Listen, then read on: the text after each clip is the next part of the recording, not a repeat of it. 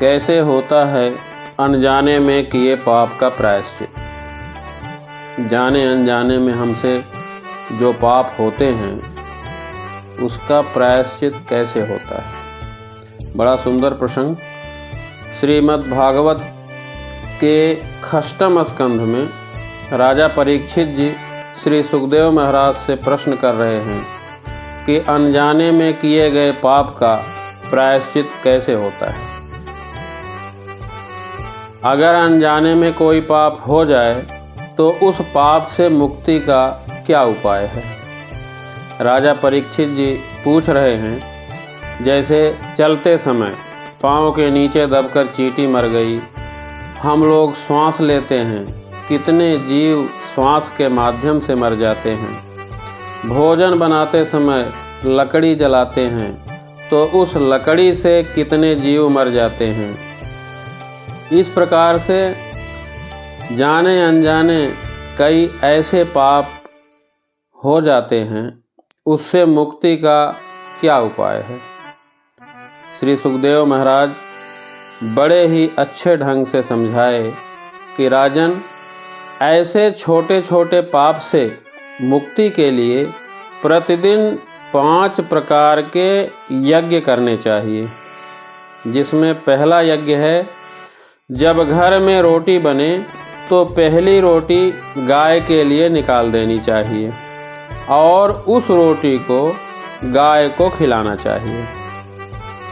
दूसरा यज्ञ है, चींटी को आटा रोज पेड़ के जड़ के पास डालना चाहिए। तीसरा यज्ञ, पक्षियों को रोज दाना डालना चाहिए। चौथा यज्ञ, आटे की गोली बनाकर रोज मछलियों को खिलाना चाहिए। और 5वां यज्ञ है, भोजन बन जाने के बाद रोटी के टुकड़े करके उसमें घी चीनी मिलाकर अग्नि को भोग लगाना चाहिए। इसके अलावा अतिथि कोई घर पे आ जाए तो उसका आदर सत्कार करें। भिखारी कभी भी घर से निराश नहीं जाना चाहिए। जो भी हो उसे भिक्षा जरूर देना चाहिए, पर जूठा अन्न कभी भी भिक्षा में नहीं देना चाहिए।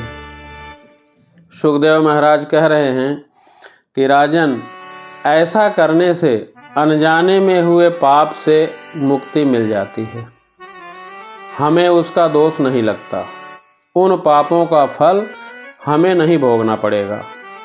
इतना सुनने के बाद राजा परीक्षित ने पूछा कि भगवान, गृहस्थ लोगों को बड़ी जिम्मेदारी रहती है, अगर उनसे ऐसा यज्ञ ना हो पावे तो और कोई उपाय हो तो बताएं।